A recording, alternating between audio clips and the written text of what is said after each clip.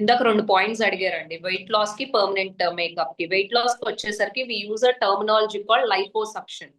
ఉమ్, lipo చేయించుకున్న మన తారక్ గారు కానీ పెద్ద పెద్ద సెలబ్రిటీస్ చేయించుకున్నది లైపోసక్షన్. అది వాళ్ళు కూడా బహిరంగంగా చాలా ఓపెన్ గా చెప్పారు, we have gone through liposuction అని.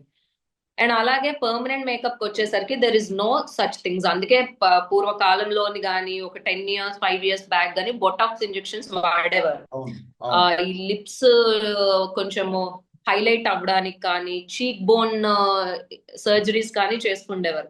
ఇప్పటికీ కూడా ఎవరైనా మనలాగా చదువుకున్న వాళ్ళు ఎవరైనా వెళ్ళేది డెర్మటాలజిస్టుల దగ్గరికి, కాస్మెటాలజిస్టులకి తప్పితే, మీకు ఈ జర్నలిస్ట్ గారు మీరు ఎవరైతే ఉన్నారో పవన్ అనే వ్యక్తికి నేను ఒక గంటలో మీరు ఒక కాస్మెటాలజిస్ట్ అనో డెర్మటాలజిస్ట్ అనో సర్టిఫికెట్ ఇప్పిస్తాను. మీరు ఉమ్, జస్ట్ ఒక ఫోన్ పే వాళ్ళకి 10,000 చేయండి.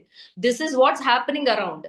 సో ఇది ఎవరు పట్టించుకోవాలి, ఎవరు పట్టించుకోకూడదు అనే విషయం పక్కన పెడితే ఫస్ట్ మన బుర్ర మనకి పని చేయాలి. మనం ఒక క్లినిక్ కి వెళ్తున్నాం, ఒక 2,000 ఇప్పుడు మన దగ్గరికి వచ్చిన పేషెంట్స్ 500 కన్సల్టేషన్ ఇవ్వాలంటే 10 సార్లు ఆలోచిస్తారు. అవును. అందులోని మేము డాక్టర్స్ అందరం కొంచెం ఫిట్ గా ఉంటాం కాబట్టి, నేను చిన్న అమ్మాయిలా కనిపిస్తే ఇంత చిన్న అమ్మాయికి మనం 500 ఎందుకు పే చేయాలంటారు.